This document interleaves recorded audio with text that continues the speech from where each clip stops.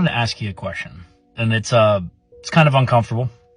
Some people are going to get kind of rubbed the wrong way. It's not meant to be provocative, but it is meant to jar you a little bit. It's meant to stir you. Here's my question.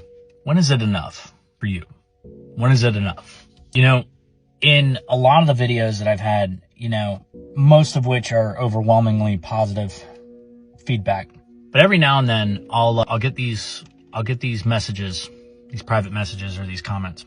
I'm not shaming anybody. I'm not going to be in anybody's face about it or anything, but you know, it'd be one thing if it was one person, but this is a common thing. Okay. So much so that I'm making a video about it because I've gotten plenty of them. The reason I ask, when is it enough?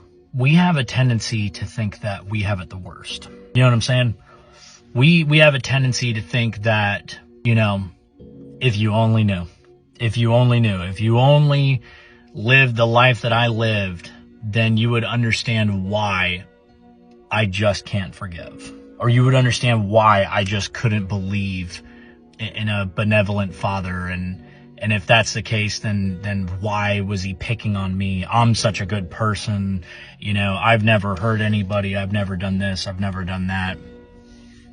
You know, I was abused when I was a kid, or I was, you know, essayed when I was a kid, or, you know, or mom left or dad left, or my brother did this to me, or my uncle did that to me, or this person did this to me, or, you know, I lost my dream job because of this, or I stood up and I did the right thing and I got punished for it. I got this or I got that. Why this?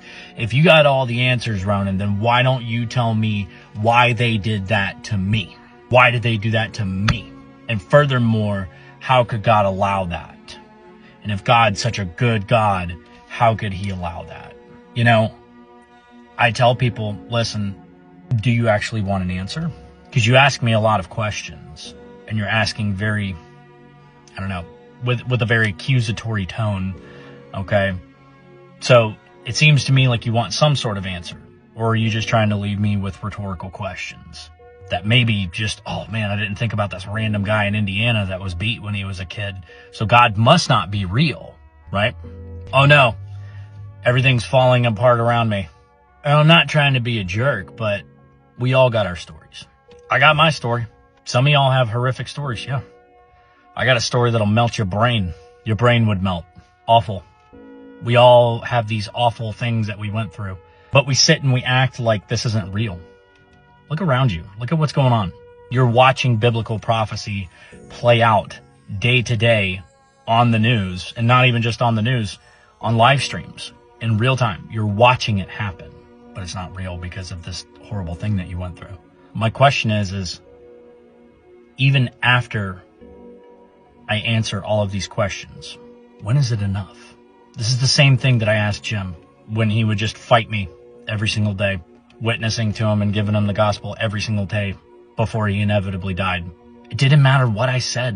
And eventually it got to the point to where I think he was so comfortable in the lie that he had lived his entire life. He was so comfortable in the pain and in the squalor and in the misery. He was so comfortable that because I was speaking the truth, he couldn't hear it.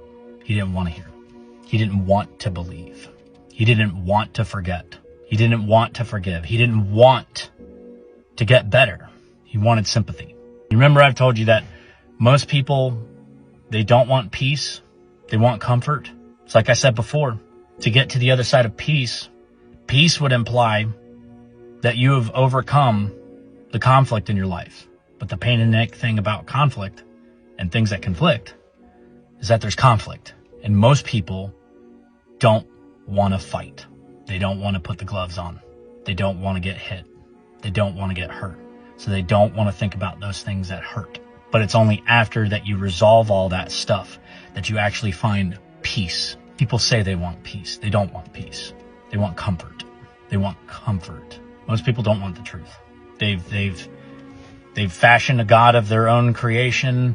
They've tailor-made this Build-A-Bear Jesus in their mind. A Jesus that never gets mad. A Jesus that never sends anybody to hell. A Jesus that doesn't require any kind of repentance or holiness. A Jesus that's just, You know, like I've said before, this happy, clappy, sing-songy Jesus, I'm not okay, you're not okay, he's not okay, this is not okay, and that's okay. It's not the real Jesus. There's only one real Jesus, and any other Jesus is not the real Jesus. There's only one that saves. And if you haven't been able to tell looking at the news, he's coming back very soon. Very soon. We have time right now. My question is, when is it enough? When will it suffice you? Because you don't have forever.